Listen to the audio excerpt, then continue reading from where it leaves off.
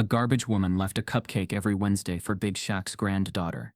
No name, no note, just quiet kindness. At first Big Shaq watched.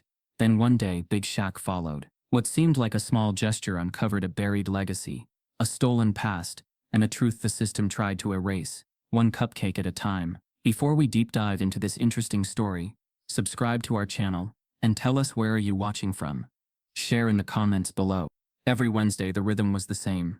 Not just for the city, where traffic clotted at every red light and strangers passed each other without faces, but for Shaquille O'Neal too, retired but not retired from watching. Not from wondering. Shaq, now a living legend with more real estate and endorsements than he knew what to do with, had taken on a quieter life in a quiet part of town, where people knew his name but didn't make a fuss, where he could be Big Shaq to the kids, and just Shaq to the teachers when he came to pick up his granddaughter Brielle from Larchwood Elementary. But what caught his eye wasn't on a billboard or a court. It wasn't even anything big. It was a cupcake. One cupcake.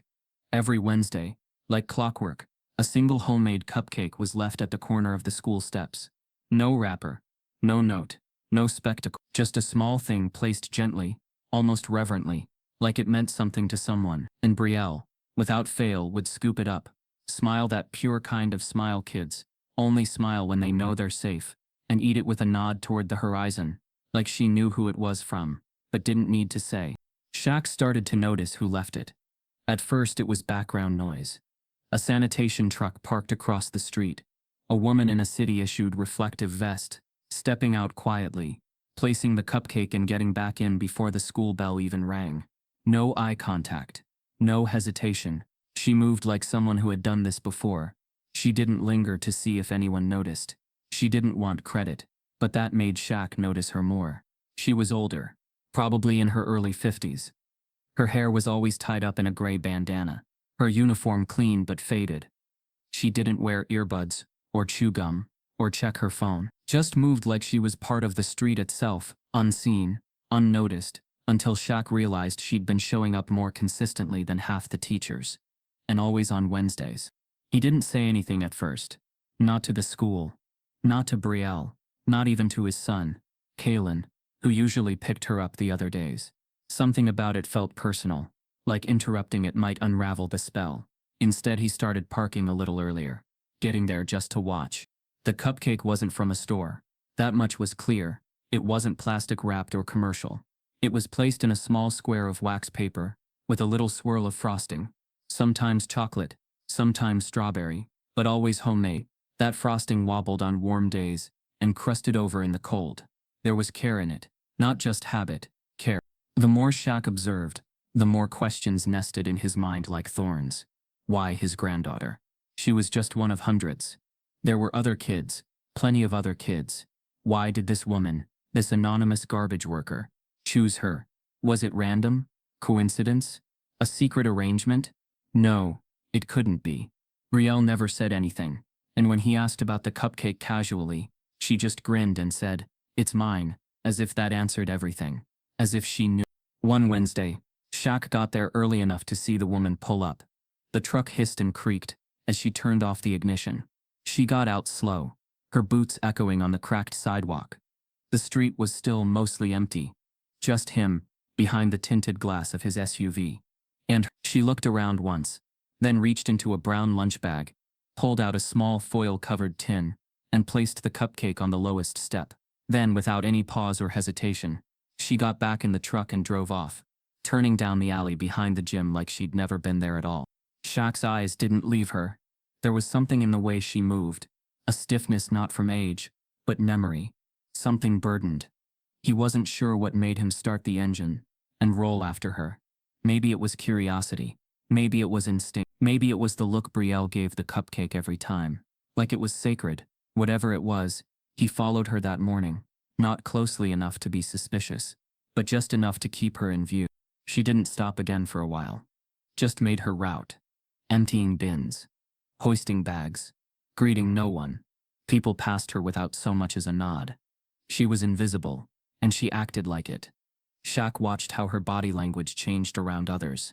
She went from quiet to smaller, like she'd learned to shrink herself to fit inside the spaces she was allowed. When kids passed her, they crossed the street. When adults saw her, They turned up their noses, or stared through her like she wasn't even human. And through it all, she kept working. Cupcake delivery complete. Life resumed as if it never happened. He didn't follow her home that day. He wasn't ready for that. Something about it felt intrusive. But he started keeping notes. Her route, her timing, the way she always parked the truck 5 minutes before Brielle's bell, the fact that the cupcake always matched the weather, lighter on hot days, richer on gray ones. He looked into city worker records and found her name, Delora Wade, Sanitation Division, hired 10 years ago. Nothing remarkable on paper, but Shaq knew stories didn't live on paper. He started seeing her even when she wasn't around. Like when Brielle left a crumb on her backpack and said, "I think she used lemon this time." Or when he walked past the school kitchen and thought he smelled nutmeg. Delora was in the air. She was in the sidewalk cracks, in the quiet, in the stillness people rushed past. And she was always watching, even when unseen. By the third week, Shaq's curiosity began to shift. It wasn't just why she left the cupcake. It was how she knew to do it. How she knew where to leave it. When to arrive. How to escape without anyone catching her. How she avoided even the school security cameras. There was no fanfare, no online videos, no hashtag moment. Just quiet consistency. It didn't feel random. It felt personal. Like she owed something. Shaq thought of the people in his own life who had given him things without credit. Coaches who pushed him harder than anyone else. Neighbors who slipped bags of groceries to his mom when they didn't have enough. Teachers who stayed after hours when no one asked them to. People whose names never made the headlines. Delora reminded him of them. Of the people who gave because they needed to, not because they wanted recognition. That thought haunted him. Because people like that, people like Delora, they often had stories that didn't get told. And if they weren't told, they were forgotten. And if they were forgotten, so was the truth of what they endured. Shaq couldn't let that happen. So he made a decision. Next Wednesday, he wouldn't just watch. He wouldn't follow from a distance. He'd get out of the car. He'd ask, not as a celebrity, not even as Brielle's grandfather, but as a man who saw someone doing something nobody else saw. And that meant something. Because in a world full of noise, sometimes the softest gestures carried the loudest truths. And Shaq was ready to listen. Delora Wade moved like someone who had forgotten the sound of applause. Every movement was efficient but muted, deliberate but hollow. Her orange sanitation vest glinted under the late morning sun, like a signal flare nobody bothered to see. From the moment Shaq started watching her, not in a voyeuristic way, but with a kind of growing reverence, he noticed how everyone else didn't. She passed dozens of homes, crossed crowded intersections, walked through school zones and residential blocks, yet she never got a smile, never a nod. People made space for her, but not the kind you offer out of courtesy. It was the kind of space carved by discomfort, as if they feared her grime would cling to their silence. Shaq followed her truck one morning, just after the cupcake drop-off. It wasn't planned, not in the strictest sense. He simply didn't turn when he normally would. He let her truck drift ahead while keeping enough distance not to alarm her. Something about the way she'd placed that cupcake again, swiftly, with a hand that trembled just for a second, had stuck in his chest. He wanted to know more, needed to. Her route took them through parts of the city even locals forgot existed. Streets lined with flaking paint and broken blinds. Curbs littered with dreams that never made it past eviction notices. The neighborhoods didn't bother pretending here. And Delora, she looked like she'd belonged to them longer than most. There was a rhythm to her work. She didn't pause. She didn't sigh. But every so often, when no one was looking, she hummed. Not a song with lyrics, just a melody she kept tucked inside. Something old, something maternal. And that hum said more than any conversation ever could. Shaq parked a few blocks behind when she pulled into a small alley. There was no one else around, just the groan of the truck's hydraulic lift, and the creak of dumpsters being dragged out of shadow. He rolled down his window and listened. No radio, no partner. Delora worked alone. She dumped bags into the metal bin, closed the lids, then wiped her hands on her vest, and stood still for a moment. That moment hung like a curtain between acts. She tilted her head back, eyes closed, breathing deep. It wasn't peace. It was pain being managed in pieces. The sun caught the side of her face and Shaq saw it, just for a second, before she turned. A scar, thin, curved just below the jawline, like an old story nobody asked about. She didn't hide it, but she never invited it to speak either. Her hands were worn, not just from work, but from time spent holding things she probably couldn't save. As the day wore on, Shaq realized how differently people reacted to her, depending on where they were. In wealthier blocks, Delora was a ghost. Drivers cut around her truck impatiently. Homeowners peeked out of blinds to make sure their property line was respected. One woman, middle-aged and clad in fitness gear, actually held her nose as Delora passed her driveway. Delora didn't flinch. She just kept moving, lifting, sweeping, humming. She didn't respond to the rudeness, not because she didn't notice it, but because it was normal. Shaq's chest tightened. There was a kind of dignity in how Delora bore the disrespect, but it was the kind of dignity forced on people who couldn't afford outrage. Watching her made Shaq realize that her silence was a wall. And behind that wall was something she didn't want escaping. Not pity, not tears, something else, something heavier. Around noon, Delora stopped at a tiny corner lot with an old community garden. Shaq watched her walk to a wooden box near the gate, pull out a faded envelope, and slip something inside. Then she stood there for a moment, not moving, just staring at the sky like she was asking it a question she already knew wouldn't be answered. She walked back to the truck slower this time, her shoulders carrying more than just the morning's weight. Shaq stepped out of his SUV, keeping a respectful distance. He didn't call out, didn't want to startle her. But she noticed Delora froze mid-step, then turned, her eyes locking with his for the first time. There was no fear in them, just a tired kind of curiosity, like she'd been seen before, but not really noticed. He didn't speak, just nodded. She stared for a beat longer, then gave the smallest nod back, more an acknowledgement than a greeting, and got back in her truck. The engine coughed to life, and she was gone. Back in his vehicle, Shaq sat with the engine off, hands resting on the steering wheel, mind circling like a hawk above a field. Something wasn't adding up. Delora wasn't just a garbage worker with a sweet tooth for kids. Her gestures were too intentional, too focused. The cupcake, the envelope, the humming, all of it pointed to a story too large to be random. Shaq returned to that garden the next day. The wooden box near the gate wasn't labeled, but it wasn't locked either. Inside were dozens of faded envelopes, rubber banded together, names written on the front, first names only, all in the same neat, looping handwriting. Some names had hearts next to them. Others had dates. Shaq didn't open them. He didn't have the right, but it was clear what they were. Letters, messages, offerings to someone who couldn't receive them anymore. He found one with Ivory written on it, dated just a few weeks ago. His gut twisted. Who was Ivory? Why did her name stir something that felt half familiar? He looked around the garden. It was clearly not tended regularly. Wildflowers leaned into tomatoes. Weeds flirted with squash. But someone cared enough to keep it breathing. And Delora came here often. That much was certain. The question was, what loss was she feeding here? Shaq drove home restless. For the first time in years, he felt like he was circling the edge of something bigger than himself. Not a game, not a scandal, not a deal. A human story, one that had unraveled quietly in plain sight, while everyone else kept moving.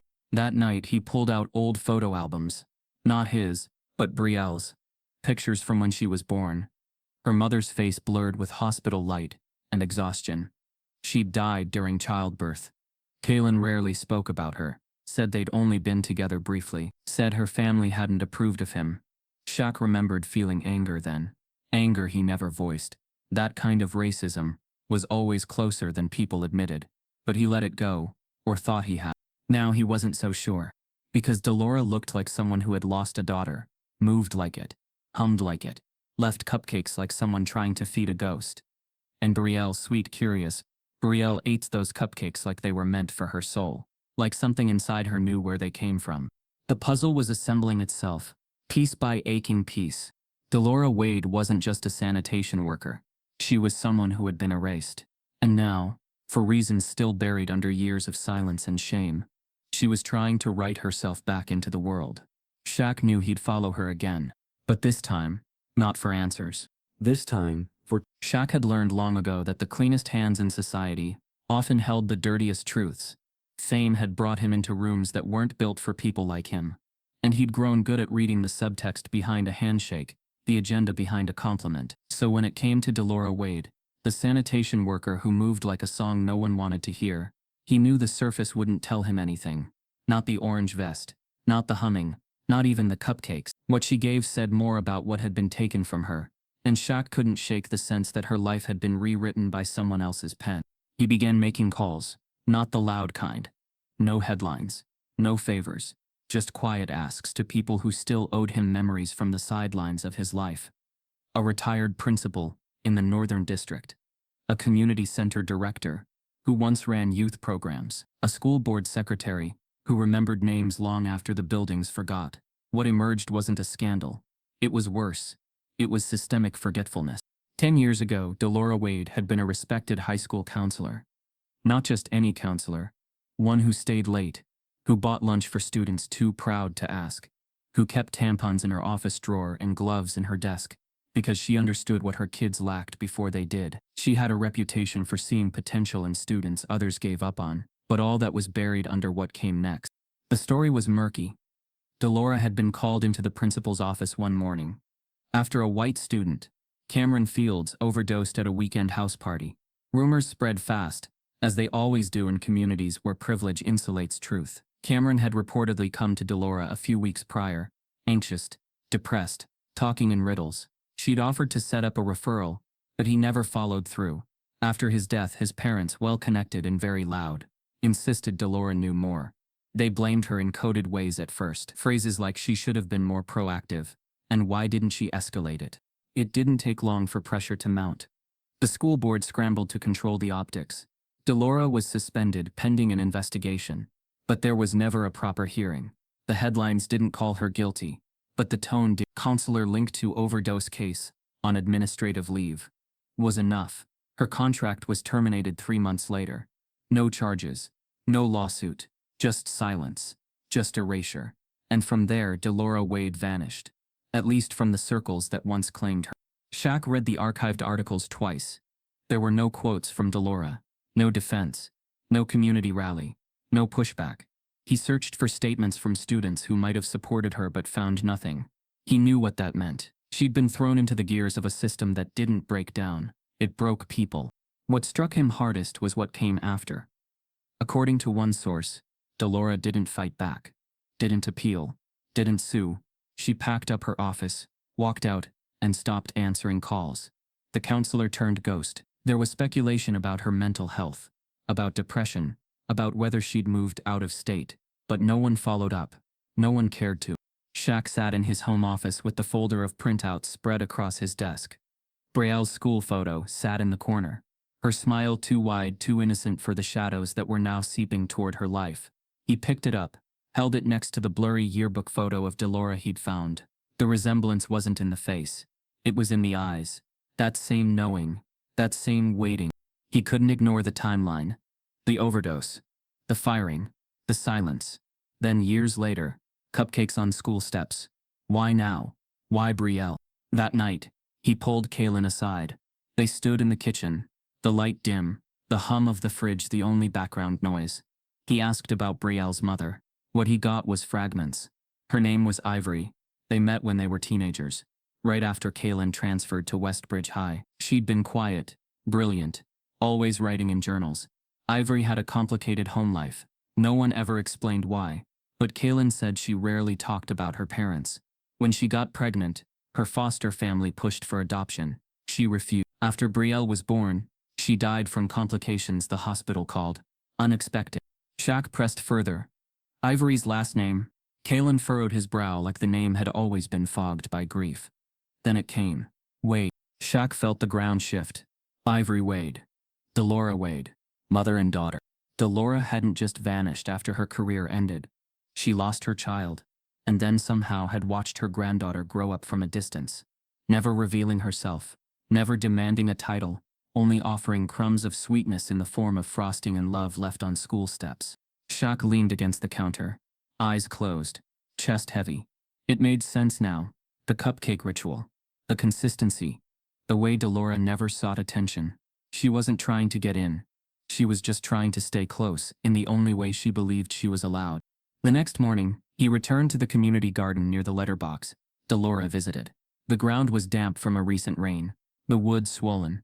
He opened the box again, this time with a quiet prayer not to break something sacred. Inside were more letters, all to Ivor, some recent, others a decade old. One caught his eye. It was dated the day after Ivory's funeral. I wasn't allowed to hold her. They said I didn't have rights anymore. I gave birth to her, but they gave her to someone else. Now she's gone, and I can't fix what I didn't break. Shaq closed the letter slowly, the paper damp from years of ache. Delora had been denied the chance to bury her child, erased from the process. And yet, here she was, 10 years later, finding a way to offer something to the grandchild she could never name aloud. It wasn't kindness born from sweetness. It was kindness born from grief, from injustice, from the cruel machinery of a system that had stolen not just her career, not just her reputation, but her lineage. And still, she showed up. That evening, Shaq sat on his porch, watching the street turn gold with dusk. Delora had been to hell, and stayed quiet about it. Most people who walked through fire screamed. She hadn't. She'd learned how to hum instead, and that silence was louder than anything he'd heard in years. He realized something else then. Something that twisted his gut in a different way. All these years, he'd thought his family's grief started at the hospital, at Ivory's death. But it didn't.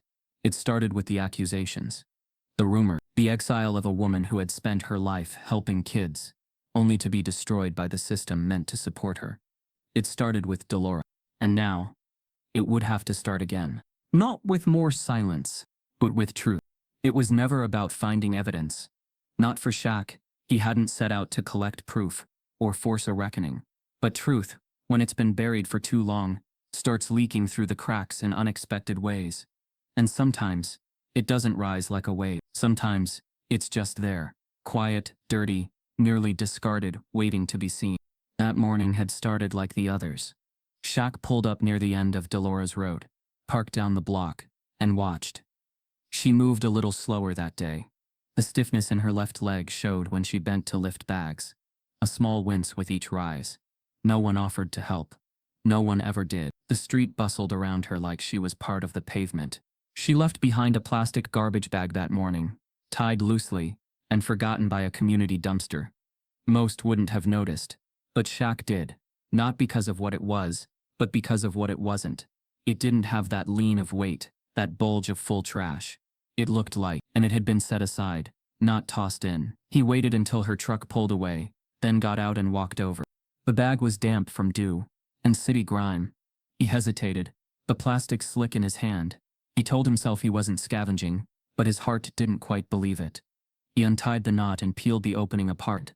Inside were paper scraps, torn envelopes, 2 old notebooks with the covers missing, and then wedged between waterlogged receipts and wilted paper, a photo. It was slightly warped, the edges curling, the colors faded from time, but the image was unmistakable. A teenage girl stood on a front porch, one hand on the banister, the other holding a school binder. Her smile was wide, open, and achingly familiar, the kind of smile Shaq had only ever seen on one other face, Brielle. His fingers trembled as he turned the photo over. The back was stained, but still legible. Ivory Wade, 2004, first day of sophomore year. A chill washed through him, not from the air but from the timeline snapping into focus. Ivory, Delora's daughter. His son Kalen's high school love. Brielle's mother. The photo made it real in a way. Nothing else had. There, right in front of him, was the girl who had vanished too early. Robbed of her voice. Erased by a system that made quiet women disappear. Shaq stood for a long while with that photo pressed between his fingers. In all the years since Ivory's death, no one had brought up her family. Not once had her foster parents mentioned where she'd come from. Not once had Kalen asked. Not once had anyone connected the dots. But Delora had known. She had to. And somehow, for all these years, she'd remained on the outskirts of her granddaughter's life, never claiming the title she was owed. He returned to his car and drove without destination, circling neighborhoods he didn't recognize, holding that photo like it might shatter from memory alone. The idea that this picture had been thrown out, or maybe released, gnawed at him. Was Delora trying to let go, or had someone else discarded it, not knowing what it meant? Either way, it didn't belong in the trash. It never. He pulled over at a city park where mothers were pushing strollers, and joggers moved with AirPods in. Shaq sat on a bench, photo on his lap, eyes tracing every detail of the image. He noticed the porch's railing behind Ivory, splintered and familiar. It wasn't just any house, it was a specific one, tucked away on 9th and Bramer. He'd passed it before without thinking. A run-down property, now empty, once part of a housing program long defunded. He drove there next. The home was boarded up, graffiti lining the lower windows, the porch sagging like an exhausted breath. But he recognized it immediately. The same chipped steps, the same cracked banister, and in that moment, it felt like Ivory was still standing there, frozen in time, caught in a life that hadn't been allowed to finish. He stepped onto the porch, sat on the top step, and tried to imagine her voice. He couldn't. It had been too long. No videos, no recordings, no voicemail messages. She was a memory constructed from second-hand stories and soft-spoken regrets. But what hurt more than anything was knowing that Delora had lived with that same silence for over a decade. She hadn't just lost a daughter, she'd lost presence, the right to mourn publicly, to speak her name, to be seen as mother to someone the world had erased. Shaq felt anger boil beneath his ribs. Not the explosive kind, but the kind that tightens slowly, wrapping around your spine and squeezing until even breathing feels like betrayal. He thought about how often Delora had passed by Brielle, how many times she'd watched from a corner, never stepping in, not because she didn't care, but because she couldn't, because history had taught her that claiming anything would cost her everything. That night, he brought the photo home and placed it on the dining table. When Kaylin arrived for dinner, Shaq didn't speak right away. He just slid the picture forward and watched his son's reaction. Kaylin's brow furrowed, and then froze. He blinked. Once. Twice. "Where'd you get this?" he asked, voice thin. Shaq didn't answer directly. "That's Ivory. The year before you met her." Kaylin looked again, and his hands closed into fists without rising. He shook his head slowly, stunned. "I've never seen this photo. I don't even remember her ever talking about her mom. Just said she was in the system most her life." Shaq leaned forward. "Her mom is Delora Wade." Silence stretched. Shaq watched the weight settle into his son's face. All the moments he might have asked questions but didn't. All the empty space where stories should have been. And finally, he said what neither had dared speak out loud before. "She's Brielle's grandmother." The next day, Shaq returned to the route. Delora was halfway through an alley, loading bins, when he stepped out of his car and walked toward her. Not fast, not loud, but deliberate. She noticed him immediately.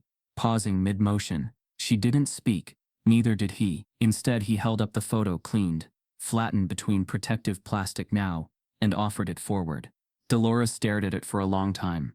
Then, quietly, she reached out and took it. Her thumb brushed across the image, and her eyes softened. No tears, just breath, just a long soul-deep exhale. Shaq didn't ask her to explain. He didn't need her confession. The photo had already spoken. Delora slid it into her pocket, nodded once in gratitude, not for finding it, but for understanding, then turned back to her work. There was dignity in her return to the trash bins, but it wasn't just duty.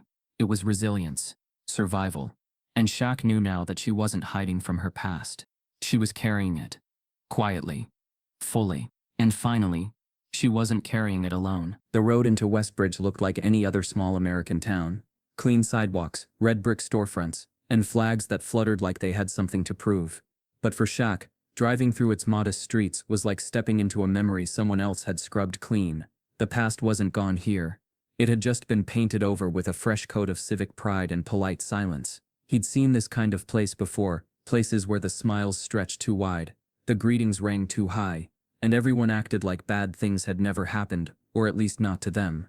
Delora Wade had once lived here, had worked in the high school just beyond the hill, counseled teenagers who now probably had families of their own. Yet as Shaq walked into the diner at the town square and asked her name, he was met with blank stares and forced shrugs. "Can't say I remember her," one older man muttered into his coffee, eyes not quite meeting Shaq's. "Must have been before my time," the waitress offered, even though she couldn't have been younger than 45. But the way they paused before answering, the flicker in their eyes, the way they stiffened when he pushed further, it told him what he already suspected. They remembered. They just didn't want to reopen that chapter. Not because they cared about Delora, but because they'd chosen comfort over accountability a long time ago. Shaq left the diner and made his way toward Westbridge High. It had been renovated in the last decade. A new gym. A gleaming parking lot.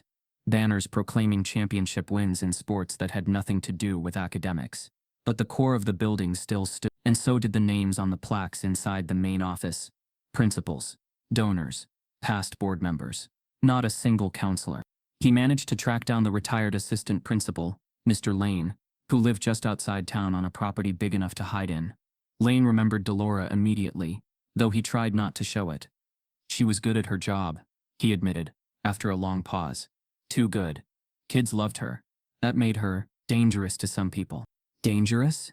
Shaq asked. Lane nodded slowly. She didn't just hand out schedules and college brochures. She got involved. She challenged teachers, called out unfair suspensions, made a stink when certain kids got overlooked. You know the type. Yes, Shaq knew the type. And he knew exactly how institutions handled people like that. Not with confrontation, with slow erasure. Lane hesitated before going further, then sighed. After that overdose, the whole town wanted someone to blame. Cameron Fields was supposed to be untouchable. Bright future. Athletic scholarship talk. So when he died, everyone panicked. Word got out he'd seen Delora a few times about his stress. The parents latched onto it like a lifeline. Shaq's jaw clenched. And that was enough? Lane didn't answer. He didn't have to. The real weight dropped when Lane told him what happened next. Not to Delora but to her daughter. Ivory. She got taken by the state, Lane said. No extended family stepped up. Or at least none that the system acknowledged. Delora wasn't exactly in a position to fight it. They said she was unstable, under review for misconduct. You can imagine how fast the caseworker moved. Ivory, then barely a teenager, was handed over to the foster system. Shaq felt his gut twist as the implications set in. Delora wasn't just fired, she was dismantled, professionally. Personally, she lost her child to the same machine that labeled her unfit before she could defend herself, and no one here had done anything about it. Shaq spent the rest of the day digging through records, leveraging connections to pull case histories buried deep in bureaucracy. It took a string of phone calls, a little name recognition, and a long wait, but he got what he came for. Ivory Wade was moved 3 times in the span of 2 years before she was adopted at age 15 by the Ryerson family.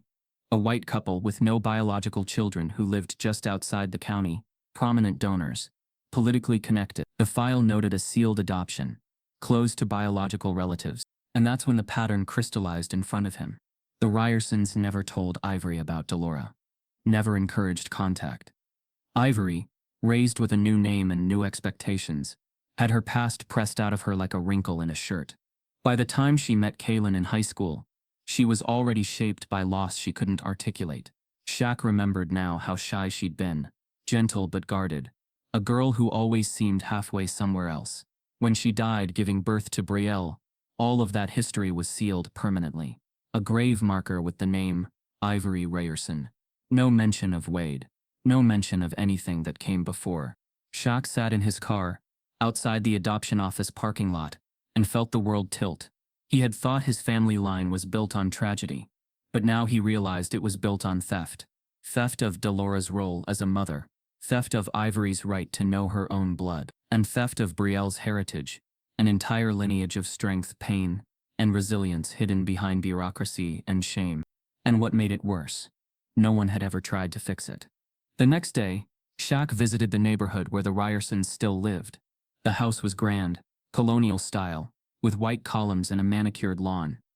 He didn't go to the door. He didn't need to. He just stood across the street and looked at the life that had been built on someone else's broken foundation. People walked by him without question, not recognizing the weight in his chest. That night, he called Kaylin, told him everything, from Delora's job, to Ivory's forced separation, to the sealed adoption.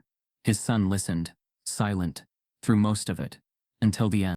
She never had a chance, Kaylin finally said. Neither of them did. Shaq agreed, and that's when the decision became clear. Delora had lived in shadows for too long. She'd paid a price no one else acknowledged, but now she had a granddaughter, who knew her only as a stranger. That couldn't continue, not if there was any hope of healing. Shaq didn't believe in savior narratives. He wasn't here to rescue Delora. She didn't need rescuing, she needed recognition. What had been taken from her couldn't be returned, but it could be honored. And maybe, just maybe, Brielle could grow up knowing the truth. Not the polished version, the real one. The painful, unjust, redemptive truth. Because a town that forgets its sins isn't clean. It's just rotten in silence. There are moments in a man's life when silence can't stretch any further without breaking. Shaq had reached that point. He'd carried the pieces of Delora's story too long without laying them down. The weight wasn't just in what he now knew. It was in how deeply that truth had been buried, how many people had benefited from its burial, and how even his own son had been made a character in a lie he never agreed to. The real cost of that deception wasn't just emotional. It was generational. Shaq waited until Kaylin came over for dinner, just like he always did on Saturdays. Brielle was off at a friend's birthday party, and the house was unusually quiet. There were no distractions, no TV humming in the background, no music spilling from the kitchen. Just the two of them, father and son, seated across a table that had heard every conversation from baby milestones to college decisions. But never this. He didn't start with accusation. He started with a question. When's the last time you thought about Ivory? Callan froze.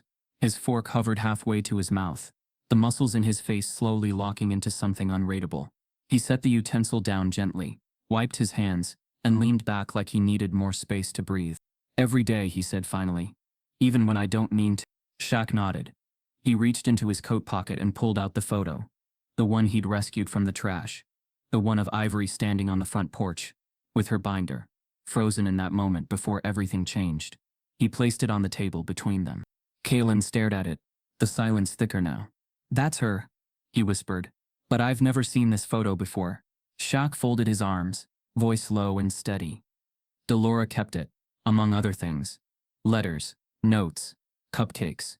For 10 years, she's been leaving something behind, week after week, hoping someone would notice, hoping her granddaughter would taste her love, even if she couldn't call it what it was. Kaylin's face crumpled, not dramatically, but like paper in a slow fist. His voice cracked at the edges. I didn't know, Dad. She was your girlfriend. You didn't wonder why she disappeared. I thought she moved, that her family pulled her out of school. When I asked, her foster parents told me she didn't want contact, that she was focusing on adoption plans. They made it sound like she was ashamed. Shaq's heart sank. They lied. They erased her. Kaylin buried his face in his hands. I was 17. I didn't have the tools to fight them. I barely had the words. And after she died, there was so much noise around the birth, around Brielle. I just tried to hold things together. I figured Ivory's people didn't want anything to do with us. Shaq let that sit between them. Not to punish, but to make space for the truth. Kaylin had been a boy caught in an adult storm, and Delora had been a woman drowning just outside the frame. She didn't walk away, Shaq said softly. She was pushed, and when she reached for her daughter, the system pulled her arms down, told her she wasn't fit. And when she lost Ivory, she didn't fight, not because she didn't care, but because they made sure she didn't believe she could win. Kaylin's eyes shimmered, and for a long time he didn't speak. When he did, it was a whisper laced with years of quiet guilt. Brielle has always had this calm about her. Like there's something watching over her. I thought it was just, I don't know, luck, or maybe Ivory. But now I think it was Delora. She's been in our orbit this whole time, and we never saw her. She didn't want to be seen, Shaq replied. Not until it meant something. That cupcake? That wasn't just sugar. That was a ritual. A way to stay connected. A way to speak. Kaylin stared at the table. Do you think Brielle knows? She doesn't know who Delora is, but she feels the connection. Kids are built to feel what adults ignore. Shaq got up and walked to the window, watching the wind rustle through the trees in the yard. The evening light stretched long shadows across the floor, and he felt the past and present folding over each other like layers of sediment. How many generations had been lost to stories like this? Black families torn apart not by accident, but by design erased through process. Paper trails, institutional neglect dressed up as professionalism. And how many men like him had sat in quiet houses, trying to piece back together what others had so deliberately broken. He turned to his son. This ends now. Brielle deserves to know where she comes from, and Delora deserves her name back. Kaylin looked unsure. How do we even start? How do you tell a 10-year-old that the woman she thought was a stranger is actually her grandmother? Shaq walked back to the table and placed his hand on the photo. You don't start with what was stolen. You start with what survived. Delora survived. Her love survived. Ivory's memory survived. That's what we tell her. Kaylin nodded slowly. You'll help me? With all of it. That night, Shaq found himself pacing. The house was quiet again, but it didn't feel peaceful. It felt charged. There were decisions to make, not for drama, not for headlines, but for healing. He picked up his phone and stared at Dolores' contact, newly added, still unsaved. He dialed. It rang twice before she answered. There was no hello, just a breath, quiet and measured. Shaq spoke. It's time. Dolores didn't ask what he meant. She already knew. They agreed to meet that Sunday. Not at a restaurant or cafe. At the garden. The same one where she'd left letters, year after year, like offerings to grief. Kaylin would bring Brielle. Nothing rehearsed. No big speech. Just presence. Just truth. As Shaq hung up, he realized how twisted the architecture of silence had been. How every step of Dolores' life had been constructed to keep her out of the narrative. Fired without cause, labeled unstable, blocked from her own daughter's adoption, invisible to the very child who carried her blood. And yet she had remained. She had shown up in the only way she could. The next morning, Brielle asked about the woman who always left the cupcake. Shaq looked at her and smiled. You'll meet her soon, he said. She's been waiting a long time. Some truths come like fire. But others come like rain. Quiet, steady, washing the dust from stories long buried. Westbridge didn't remember the fire, or at least it pretended not to. When Shaq first heard the word accidental from a folded newspaper clipping buried in the town archive vault, something inside him clenched. The fire had happened 10 years ago, 2 days after Dolores Wade had filed an official complaint against the Child Services Division, and a family court judge, demanding an independent review of her daughter Ivory's removal. There was no record of the review ever taking place. There was, however, a neatly sealed fire report, short, clinical, detached, origin unknown. Presumed electrical, no foul play suspected. Shaq had read enough files in his life to know what wasn't being said. The house had burned to the ground in under 2 hours. Dolores wasn't home. She'd spent the night at a friend's apartment after a long shift. Ivory was already gone, pulled into the foster system. There were no human casualties, just the ashes of everything Dolores had left. Photo albums, family records, her grandmother's rocking chair, the baby blanket. Ivory had been wrapped in at birth, gone in a night. But it wasn't the destruction that stuck in Shaq's mind. It was what happened after. Within 2 weeks, Dolores had withdrawn her complaint. She didn't refile. She didn't speak to the press. She didn't even attend the public town forum she had previously planned to address. A voice that once spoke with insistence, with righteous clarity, had gone and in that stillness, the town was allowed to forget. Shaq didn't believe in coincidence. Not when it came to power. So he started pulling threads. He visited the county assessor's office, where property records were stacked like history's receipts. He discovered that Dolores' home had been insured at a suspiciously high value, almost double the appraisal. The policy had been altered just 6 months before the fire by a third-party agent tied to a restructuring initiative, led by a man named Jerome Clayson. Clayson was no stranger to Shaq. The name rang out from old emails Shaq had dug up about Westbridge School Board controversy. A real estate developer with a long record of converting condemned properties into profitable rentals. The very man who, after Dolores' house burned, had purchased the vacant lot for a nominal sum and flipped it for nearly $400,000 after building a 5-unit townhome complex. Shaq's stomach turned. The deeper he dug, the uglier the soil got.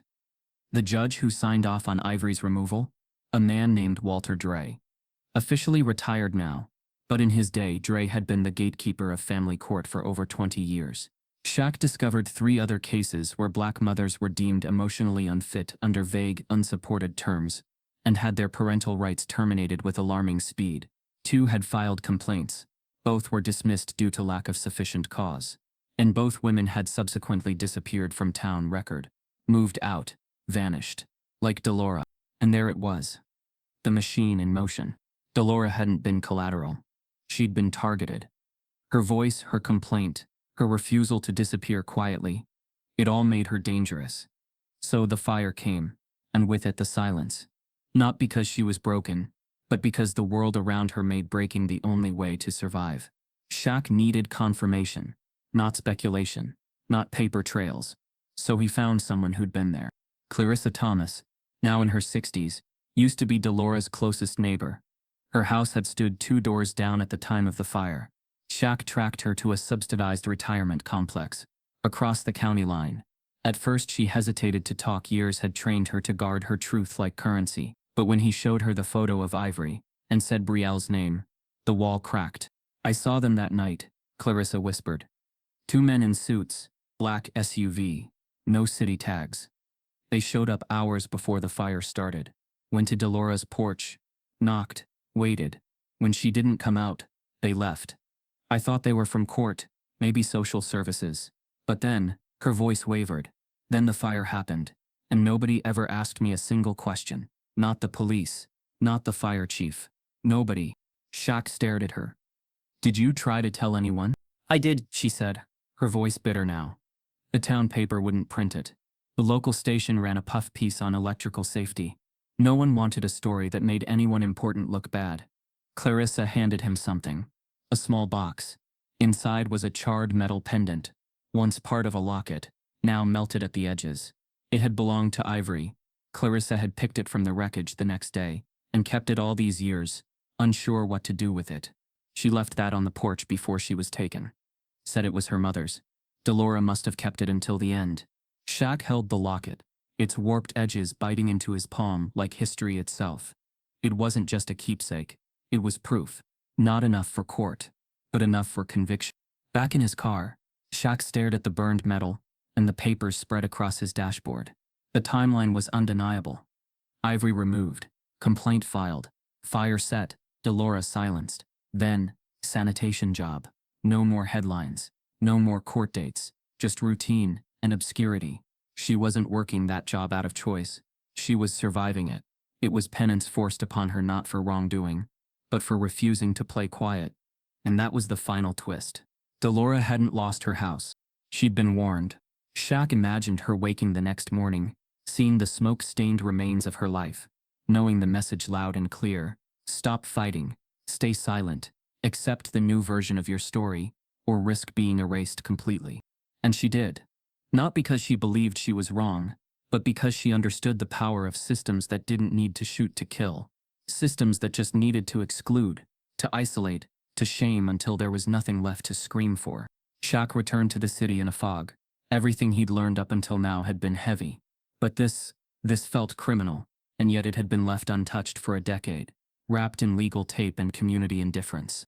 He thought of Brielle, of the world she was growing into, of the stories she would one day inherit.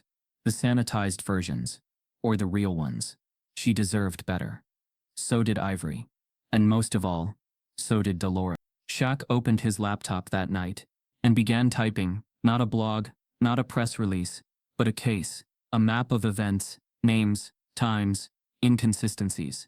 He wasn't planning to launch an attack, but he was building a mirror, one that the town and the people who had kept this buried would soon be forced to look into.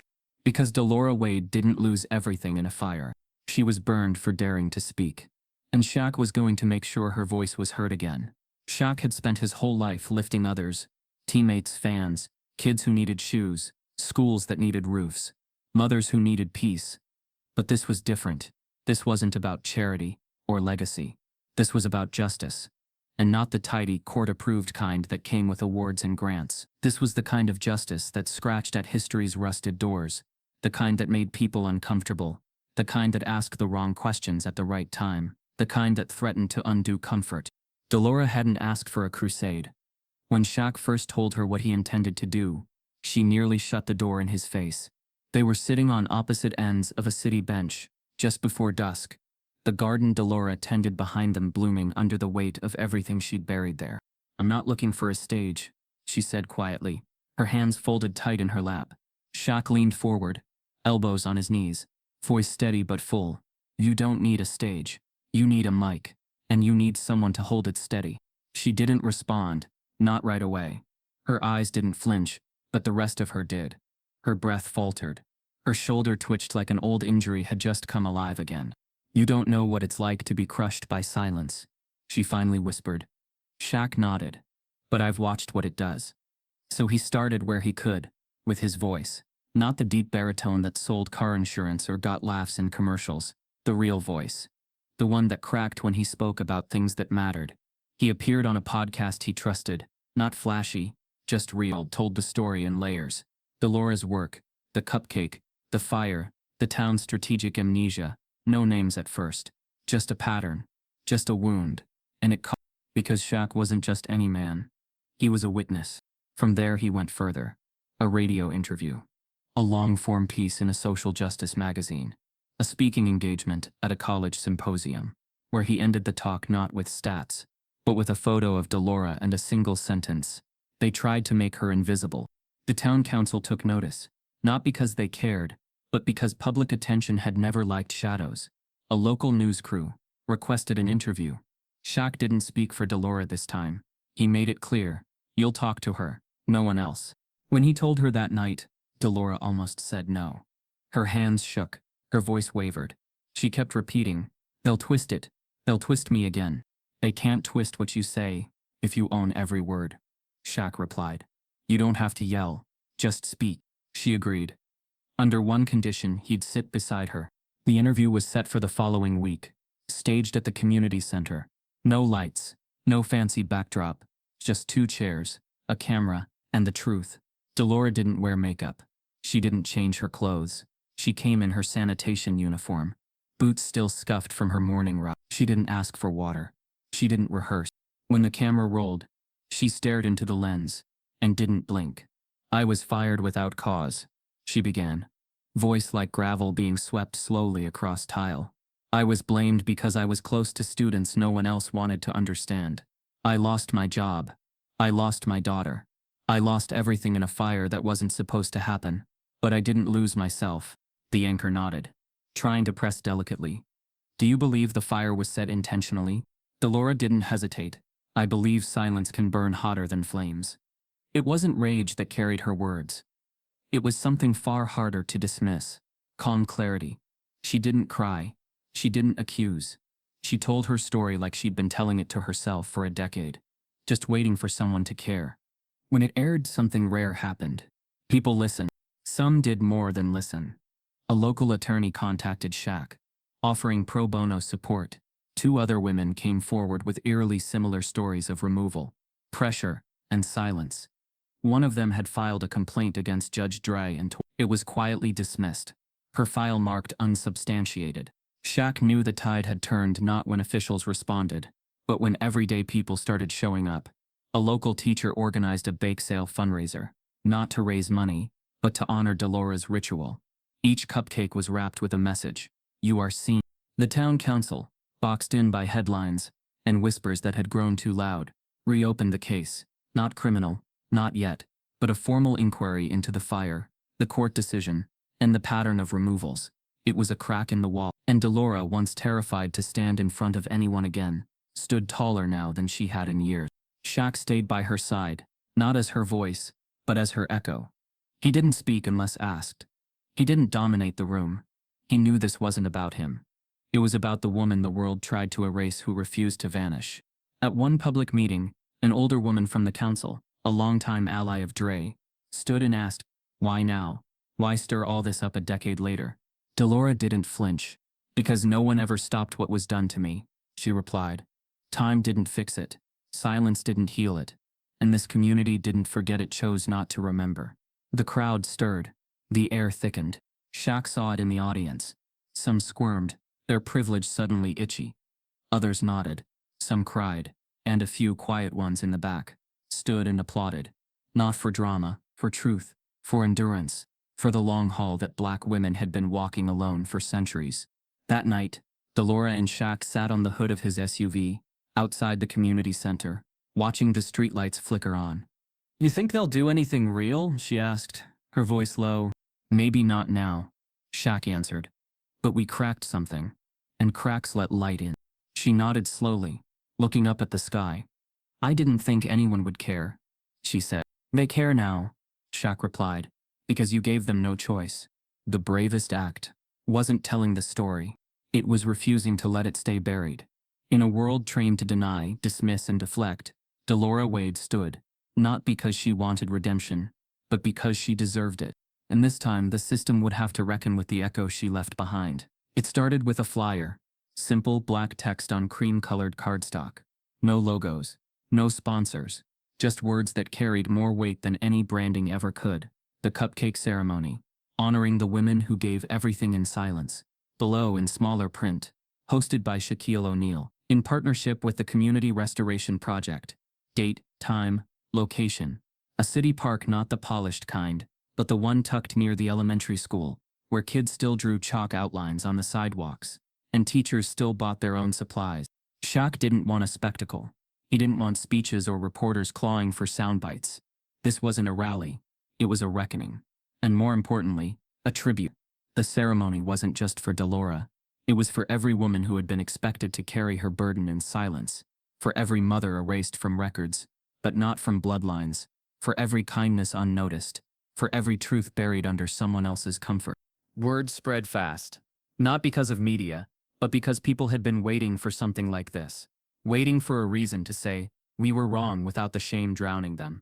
Volunteers poured in from places Shaq didn't expect. Teachers, former students, custodians, clergy, black women who had been whispered about and overlooked, white women who admitted they hadn't seen it before, but now they did, kids who just liked cupcakes but stayed for the story behind them. The morning of the ceremony, the air was clean and warm. Delora arrived early, of course. She didn't wear anything new, just her best pressed jeans, a crisp shirt, and the same boots that had walked her through a decade of silence. She carried a small tin. Inside were 6 cupcakes, homemade, topped with chocolate frosting and little candy pearls.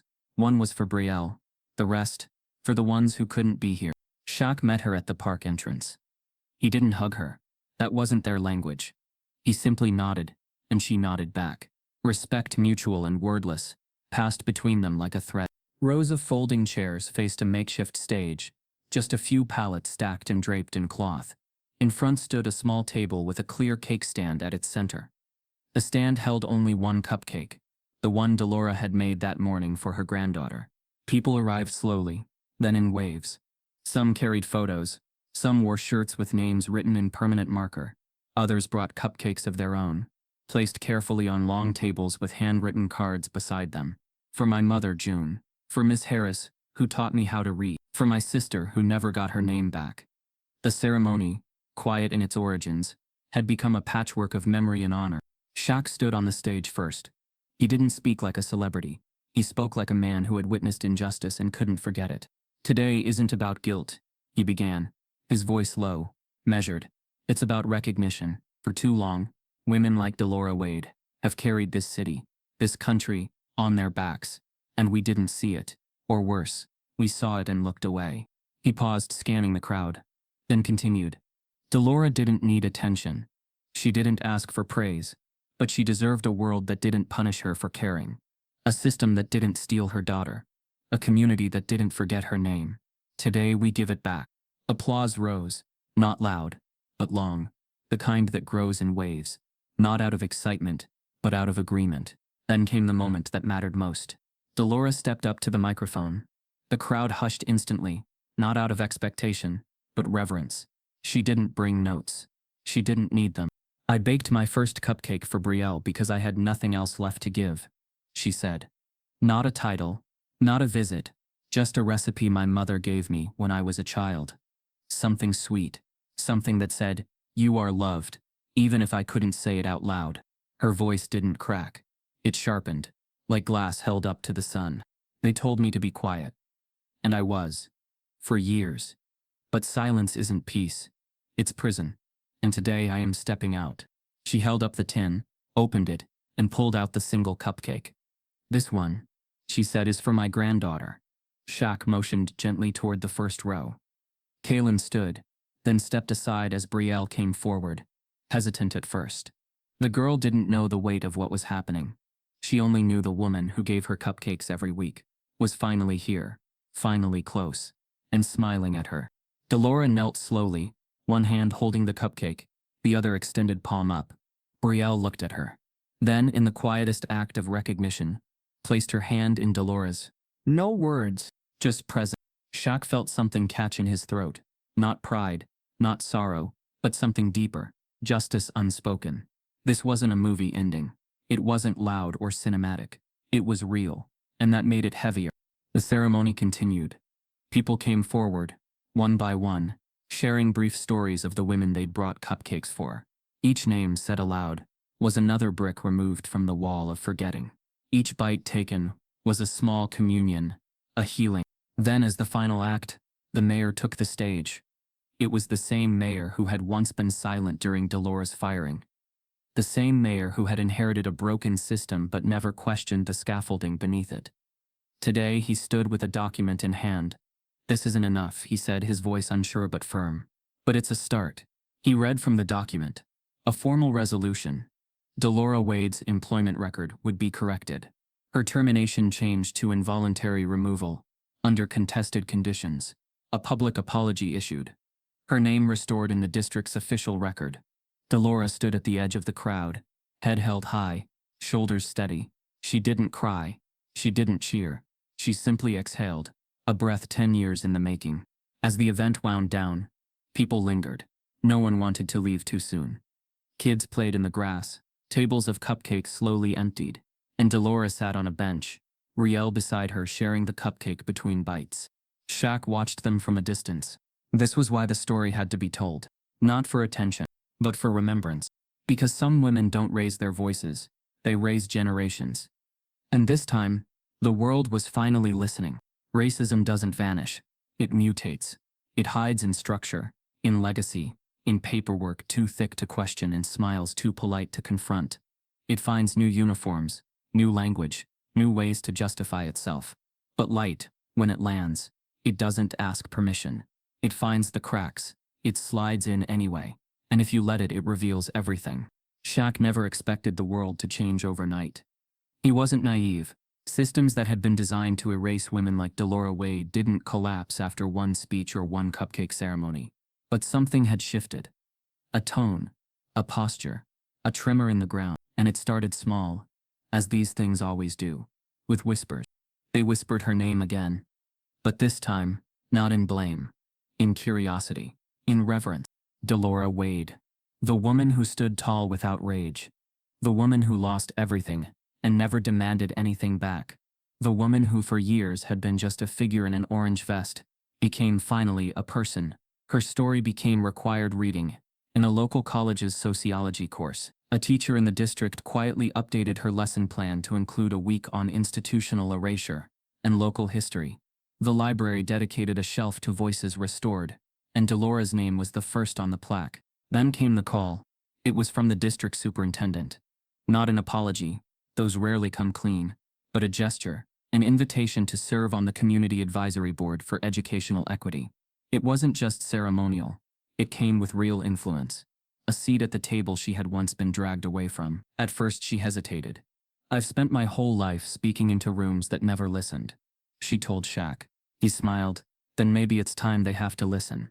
Delora accepted. Not because she needed recognition, but because she understood power better than most. She'd seen what happened when it was misused. She intended to make sure no other woman had to plant cupcakes on concrete just to feel close to her bloodline. Shaq found himself thinking more about legacy these days. Not his own, but Brielle's. What kind of world she was growing into. Whether truth would be something she'd have to dig for, or if it might one day sit in plain view. He watched her closely that first week back at school. After the ceremony, watched her pack her little lunchbox, watched her tuck something extra into her backpack, watched her linger at the steps before going inside. And then he saw it. Her kneeling, gently placing a small, carefully wrapped cupcake on the school step. Not for herself, for someone else. Shaq approached later, once the playground emptied out. The cupcake was still there, untouched, sitting in its wax paper wrapper, just like Delora used to leave it. There was a note under it, scrawled in the uneven handwriting of a 10-year-old. "For you. In case today feels hard." He didn't ask Brielle who it was for. She didn't offer. But the next morning, the cupcake was gone. And the next week, she left another one. Same step, same quiet offering. Until one day he saw who picked it up. A girl alone. Small, always trailing behind her classmates. Her hair pulled back too tight. Her eyes downcast like they were taught to look that way. He didn't know her name at first. But when he asked a teacher casually, the answer knocked the breath out of him. Sylvie Dre, Judge Dre's granddaughter. Shaq didn't say anything. He didn't need to. The symmetry spoke for itself. That afternoon he told Delora. She didn't react with bitterness. Only a sigh. Not a defeated one, but the kind that carries years of weight and finally lets some of it go. Maybe that's how the healing starts, she said. With children doing what adults never had the courage to. Shaq thought about how the story had begun. With one cupcake, placed by one woman, hoping to reach one child. A quiet act in a noisy world. And now, that same love had passed down, morphed into a new generation. Still wordless, still gentle, but no longer invisible. Delora didn't become a public figure. She never wrote a book. She never held a press conference. She just showed up to meetings, to classrooms, to the quiet spaces where policy met people. And every time she spoke, the room listened more than the last. Shaq watched her thrive not in spotlight, but in steadiness. For him the impact came in different moments. Like when a man approached him in the grocery store, eyes uncertain, and said, "I used to think I knew what justice looked like. Your story changed that." Or when a mother emailed him a picture of her daughter's cupcake fundraiser, saying, "We made $82, but we told every customer who Delora Wade is."